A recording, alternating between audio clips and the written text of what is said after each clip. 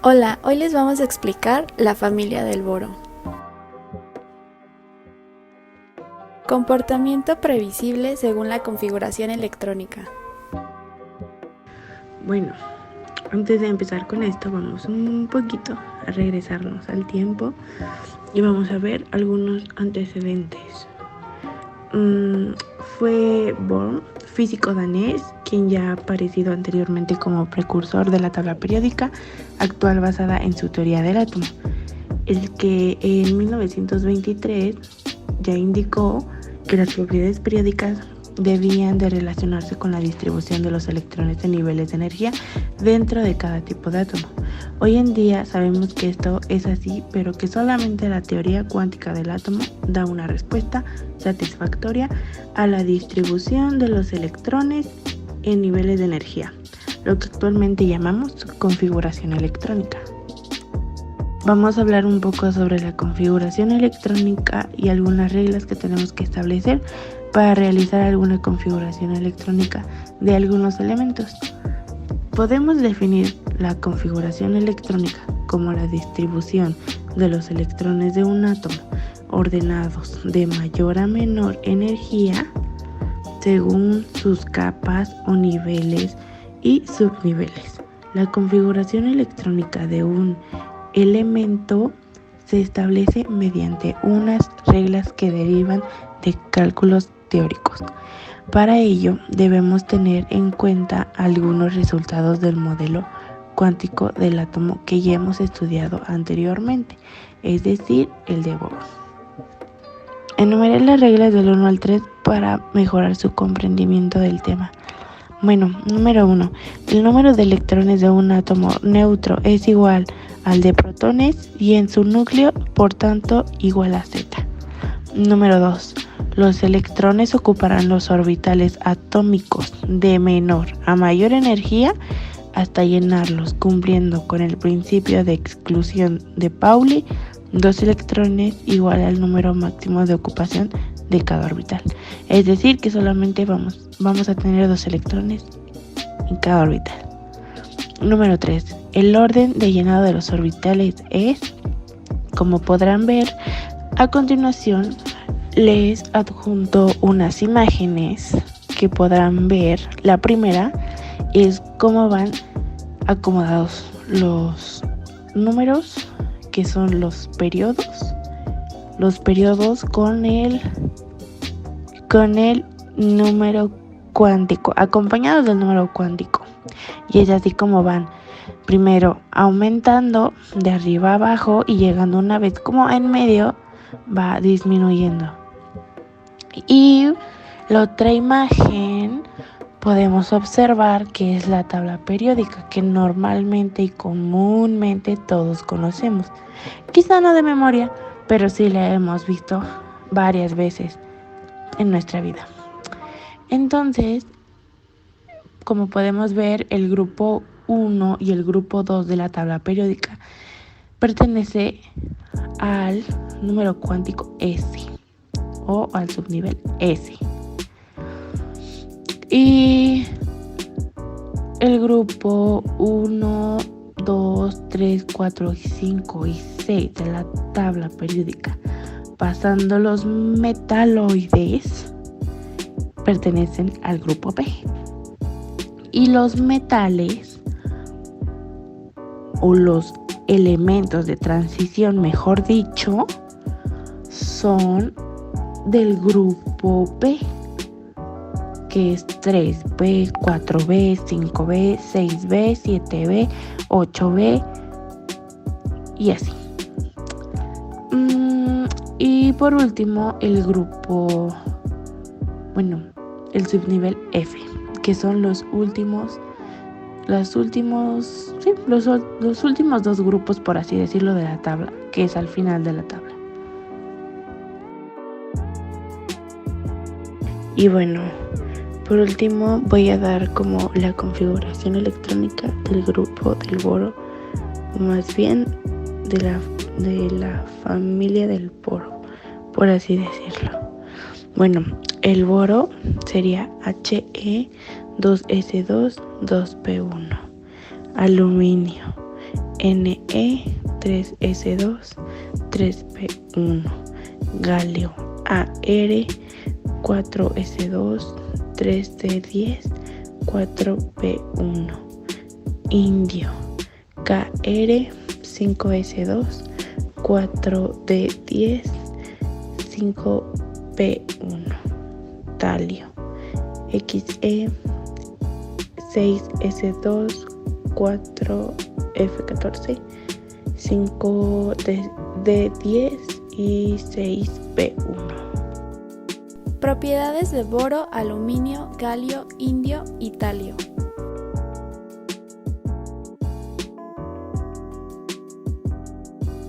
Comencemos hablando del boro. El boro forma parte de los elementos denominados metaloides o semimetales. Este tipo de elementos tienen propiedades intermedias entre metales y no metales. En cuanto a su conductividad eléctrica, este tipo de materiales al que pertenece el boro son semiconductores. El estado del boro en su forma natural es sólido, no magnético. El boro es un elemento químico de aspecto negro y pertenece al grupo de metaloides. El número atómico del boro es 5 y su símbolo es B. El punto de fusión del boro es de 2349 grados Kelvin. El punto de ebullición del boro es de 4200 grados Kelvin, mientras su densidad es de 2.34 grados sobre centímetro cúbico. Su peso atómico es de 10.811 gramos sobre mol. El aluminio pertenece al grupo de elementos metálicos conocidos como metales del bloque P, que están situados junto a los metaloides o semimetales en la tabla periódica. Este tipo de elementos tienden a ser blandos y presentan puntos de fusión bajos, propiedades que también se pueden atribuir al aluminio, dado que forma parte de este grupo de elementos. El estado del aluminio en su forma natural es sólido. El aluminio es un elemento químico de aspecto plateado y pertenece al grupo de los metales del bloque P. El número atómico del aluminio es 13 y su símbolo es Al. El punto de fusión del aluminio es de 933.47 grados Kelvin. El punto de ebullición del aluminio es de 2792 grados Kelvin, mientras su peso atómico es de 26.9815 gramos sobre mol y una densidad de 2.6989 gramos sobre centímetro cúbico. El galio pertenece al grupo de elementos metálicos conocidos como metales del bloque P, que están situados junto a los metaloides o semimetales en la tabla periódica. Este tipo de elementos tienden a ser blandos y presentan puntos de fusión bajos, propiedades que también se pueden atribuir al galio, dado que forman parte de este grupo de elementos. El estado del galio en su forma natural es sólido. El galio es un elemento químico de aspecto blanco plateado y pertenece al grupo de los metales del bloque P. El número atómico del galio es 31, su símbolo es Ga. El punto de fusión del galio es de 302.91 grados Kelvin. El punto de ebullición es de 2477 grados Kelvin. Su peso atómico es de 69.723 gramos sobre mol y su densidad es de 5.91 gramos sobre centímetro cúbico.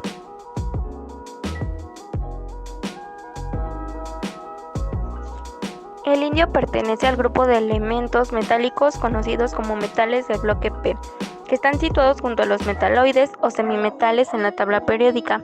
Este tipo de elementos tienden a ser blandos y presentan puntos de fusión bajos, propiedades que también se pueden atribuir al indio, dado que forman parte de este grupo de elementos. El estado del indio en su forma natural es sólido. El indio es un elemento químico de aspecto lustroso, plateado, grisáceo y pertenece al grupo de los metales del bloque P. El número atómico del indio es 49.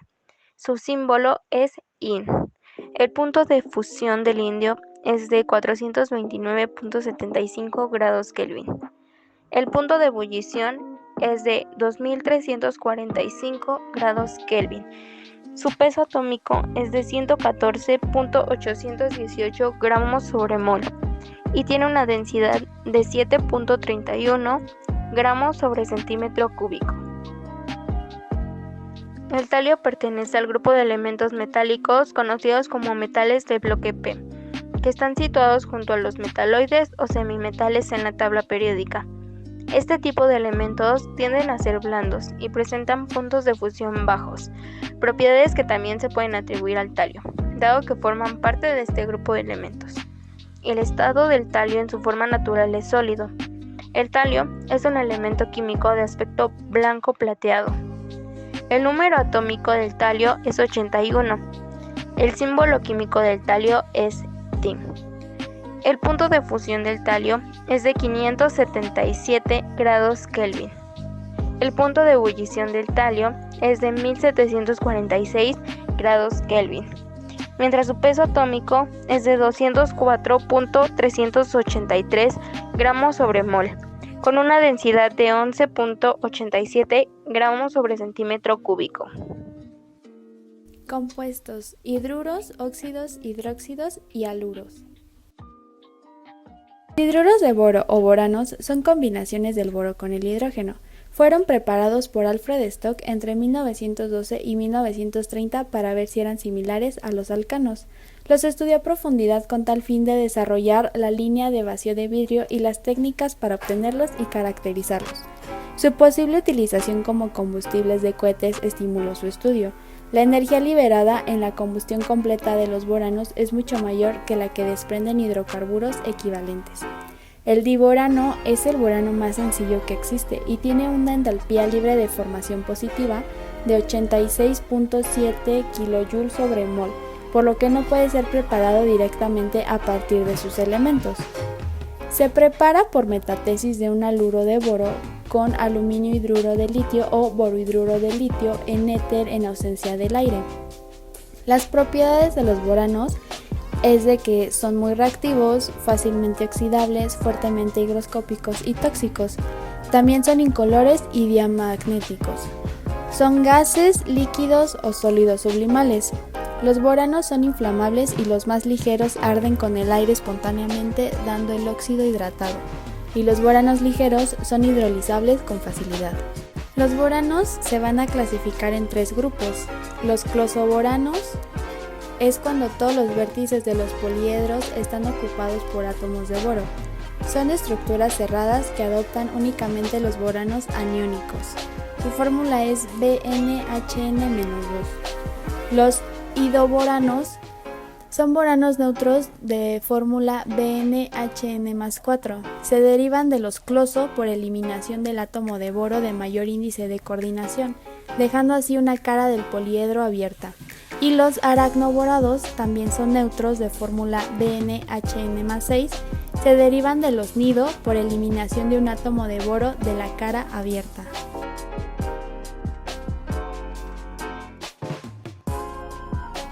Bien, ahora pasaremos a los óxidos. El óxido de boro tiene un cierto carácter ácido, lo que apoya la idea de que el boro es un no metal. Su reacción con el agua nos producirá el ácido bórico. El ácido bórico es un ácido de Bronsted muy débil en disolución acuosa y es un buen ácido de Lewis, lo que causa su acidez de Bronsted en medio acuoso, donde puede captar un grupo oxidrilo. La estructura del ácido bórico muestra entidades discretas triangulares planas. Estas estarán unidas por puentes de hidrógeno entre sí en una red de tipo hexagonal. Al reaccionar el ácido bórico con los alcoholes nos producirá ésteres de borato. Los ésteres de borato son ácidos de Lewis más débiles que los haluros debido a que el oxígeno es más eficaz para ceder densidad electrónica al orbital P del boro. Existen diversos tipos de boratos y poliboratos como el simple ortoborato de estructura triangular plana. Una característica de los boratos es que puede haber boro con 3 o 4 enlaces, y los átomos de boro solo comparten un átomo de oxígeno con otro boro, nunca van a compartir 2. Cuando el anión ortoborato se une a otros por compartición de un átomo de oxígeno para formar cadenas o anillos, se denominan metaboratos.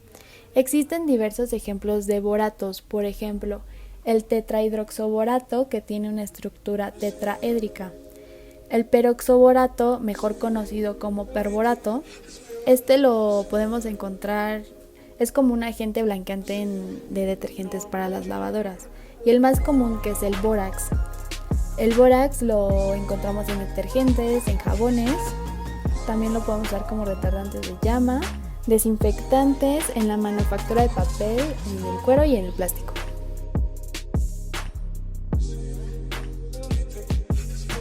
Hidróxidos. El boro con hidróxidos alcalinos forma boratos alcalinos. El carácter metálico de los elementos aumentará conforme se descienda en el grupo y con él la basicidad de los hidróxidos. El BOH3, como acabamos de decir, es en realidad un ácido, que es el ácido bórico, aunque convenga escribirlo como está y no como H3BO3. ¿Por qué? Porque este oxoácido es moderadamente soluble en agua. Su solubilidad aumentará con el agua caliente. En disolución acuosa se comportará como ácido monotrópico débil, lo cual es debido al fuerte carácter aceptor electrónico que tiene el boro. Entonces el H3BO3 no se va a ionizar como es norma general, sino que aceptará sus grupos oxidrilo del agua. El hidróxido de aluminio, hidróxido de galio e hidróxido de indio son compuestos anfóteros. La adición de disolución básica a las sales de aluminio o galio da lugar al precipitado blanco del hidróxido, que es el MOH3, que se disuelve para formar el ion MOH-4. El único que no se ha podido aislar es el hidróxido de talio. Todos los elementos de este grupo forman haluros en estado de oxidación 3 y al bajar en el grupo en estado de oxidación +1, aunque como en el caso de los hidruros existen notables diferencias entre los del boro y del resto. Son haluros volátiles. Los puntos de fusión y ebullición aumentan al bajar en el grupo como consecuencia del aumento de tamaño. Sus estructuras son triangulares planas monoméricas en todas las fases. El enlace BX es covalente y al pasar de flor, cloro, bromo a yodo, la energía de disociación BX disminuye entre mayor distancia de enlace. Las distancias BX son más cortas de lo que cabría esperar para un enlace sencillo y por ello también la energía de enlace es mayor que para un enlace sencillo. En la reactividad son haluros covalentes y dan reacción de hidrólisis. Todos ellos se comportan como ácidos de Lewis, puesto que el átomo central dispone de orbitales vacantes formando aductos con dadores. Incluso el fluoruro de bromo es un poderoso ácido de Lewis que se utiliza más que cualquier otro haluro, porque se hidroliza con mayor dificultad y tiene muchas aplicaciones como agente electrofílico en química orgánica. Obtención del boro y aluminio. Obtención del boro. El boro es un elemento poco abundante, aunque está concentrado en determinadas venas. Es un sólido de gran dureza, su dureza es cercana a la del diamante, y tiene un alto punto de fusión. Tiene un color muy oscuro y brillo metálico. Es mal conductor de la electricidad. Tiene una gran afinidad por el oxígeno, razón por la cual en la naturaleza se presenta asociado con el bórax y la kernita. La obtención del boro elemental en estado puro es muy compleja, debido a su elevado punto de fusión y a lo corrosivo de la disolución. Algunos métodos para la obtención del boro. En el primero, la estabilidad del enlace boro-oxígeno hace que sea costoso obtenerlo por reducción de compuestos oxigenados. Tenemos que utilizar reductores fuertes como el sodio, aluminio o hidrógeno a altas temperaturas, frecuentemente impurificado con restos de óxidos o boruros metálicos. El segundo sería por reducción por metales a alta temperatura. Solo es posible su preparación en grandes cantidades renunciando a la pureza, que como máximo será entre el 95 y 98%. El tercero es por reducción electrolítica de boratos fundidos a 800 grados. El proceso es relativamente barato y se obtiene boro en polvo al 95%. El cuarto es reducción de compuestos volátiles de boro con hidrógeno, como por ejemplo la reducción del bromuro de boro sobre un filamento de titanio caliente. Se obtiene boro a alta pureza del 99.9%. Y por descomposición térmica de hidruros de boro o de haluros, se obtiene boro amorfo. El boro en estado amorfo puede ponerse a escala comercial a partir de su óxido, por reducción de magnesio metálico. Ahora yo les hablaré de la obtención del aluminio. En este caso tenemos la obtención del aluminio primario y secundario. El aluminio primario se obtiene en dos etapas. En la primera se produce la alumina o el hidrato de alumina se precipita del filtrado por adición de gas carbónico y, después de filtrar y lavar, el hidrato se calcina para convertirlo en alumina. En la segunda se obtiene el aluminio metálico por reducción electrolítica de la alumina pura en un baño de criolita fundida.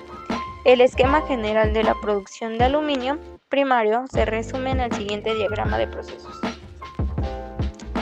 Ahora, dentro de la producción secundaria de aluminio, hay que destacar dos procesos diferenciados por el tipo de horno empleado, rotativo y otros. La diferencia entre ambos radica en el empleo o no de sales fundentes para la fusión de chatarras. Mediante el empleo de sales se obtiene un mayor grado de recuperación del aluminio, ya que éstas disminuyen el grado de oxidación del metal durante la fusión. Las sales forman una capa fundida sobre el aluminio y ayudan a prevenir la oxidación, con el consecuente aumento de la producción de escorias salinas, principal problema medioambiental. El esquema general de la producción de aluminio secundario se resume en el siguiente diagrama de proceso.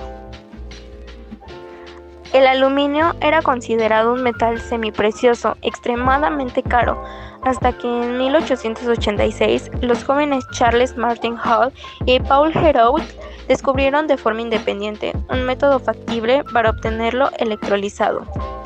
La producción industrial del aluminio consta de tres etapas: extracción del mineral bauxita, obtención de aluminio puro mediante el proceso de Bayer, electrólisis, proceso de Hall-Héroult. Ahora citaré una parte del libro De la Tierra a la Luna de Julio Verne, capítulo 7. Aluminio metálico y sus aleaciones principales. Aluminio. Es el elemento químico del símbolo Al y número atómico 13. Se trata de un metal no ferroso. Es el tercer elemento más común encontrado en la corteza terrestre. En un buen conducto de electricidad se mecaniza con facilidad y es relativamente barato. Por todo ello es un metal que más se utiliza después del acero. Fue aislado por primera vez en 1825 por el físico danés Ørsted. ¿Qué es la aleación? Se conoce como aleación a la combinación de dos o más elementos de los cuales al menos uno es metal, para construir un nuevo material que tenga propiedades de sus componentes. Suelen considerarse por lo general como mezclas, dado que no se producen reacciones químicas entre los elementos constituyentes, es decir, no se forman enlaces entre sus átomos ni cambian la constitución de sus moléculas. Se combinan en las aleaciones de distintos materiales metálicos, aunque también pueden combinarse uno metálico con otro metálico para alterar así sus propiedades. Las aleaciones del aluminio se clasifican siguiendo unos códigos. Serie 1000. Compuestos de aluminio. Las principales características de esta serie son excelentes resistencias a la corrosión, alta conductividad térmica y eléctrica y buena trabajabilidad. Generalmente se usan para plantas químicas, intercambiadores de calor, conductores eléctricos y aplicaciones arquitectónicas y decorativas. A veces se usa una capa delgada de aluminio puro en series menos resistentes para protegerlas de la corrosión. Excelentes propiedades del aluminio, pero también tiene una resistencia mecánica limitada, reflectores, intercambiadores de calor, recubrimiento de edificios, etc. Avión oval o duraluminio. Desde la década de 1930 han sido empleados en la industria aeronáutica para la construcción de elementos estructurales de aviones. Gracias a su ligereza y dureza, también se utilizan para la producción de herramientas de presión. El principal elemento de aleación es el cobre, aunque en algunas aleaciones también se agregan magnesio y manganeso, especialmente cuando se requieren buenas características mecánicas y ligereza. Debido a su baja resistencia en la corrosión, las placas plateadas se usan en algunas aplicaciones. Se utilizan para trabajos que requieren altas relaciones de resistencia, pesos de hasta 150 grados. 3000. Es de buena tenacidad y maleabilidad. El principal elemento de la aleación es el manganeso, aunque aumenta la resistencia mecánica de la serie pero disminuye la ductibilidad. Se usa para utensilios de cocina, recipientes, tuberías de presión. Se utiliza para ciertas partes de los aviones. 4000. El silicio es el principal elemento de aleación de esta serie, que proporciona una buena resistencia al desgaste en el uso comercial Se agregan otros elementos de aleación, como cobre y magnesio. Material de relleno como aislante, fácilmente anodizable, punto bajo de fusión y bajo coeficiente de expansión térmica. Comilperalumán. El principal elemento de aleación es el magnesio, que le da ductibilidad. Estas son aleaciones de endurecimiento en el trabajo, cuyas características mecánicas aumentan por el trabajo en el frío.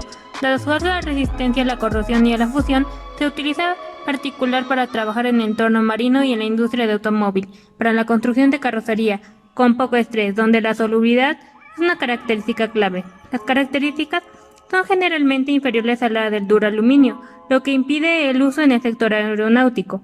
Material de relleno como aislante fácilmente anodizable. Serie 6000 anticorrodal. Los principales elementos de aleación son el silicio y el magnesio. Después del tratamiento térmico, desarrollan características mecánicas intermedias, generalmente más bajas que las aleaciones de la serie 2000. Tienen buena trabajabilidad, capacidad de corte, soldabilidad, resistencia mecánica y una excelente resistencia a la corrosión en atmósferas marinas. Se utiliza para las aplicaciones arquitectónicas, marcos de motocicletas, bicicletas, farolas y barcos, y recipientes criogénicos, estructuras soldadas en general. Ergal. El elemento principal de esta serie es el zinc, con posibles adiciones de magnesio que aumenta su resistencia a la corrosión. Tiene una buena trabajabilidad para mecanizar herramientas, pero una mala solubilidad por su fusión. Esta aleación de aluminio se usa generalmente cuando se requieren características particulares de resistencia mecánica y ligereza. Se utiliza en particular para estructuras aeronáuticas y medios de transporte, especialmente en el sector de motocicletas y en el mercado de bicicletas. Bueno, pues eso sería todo, espero les haya servido.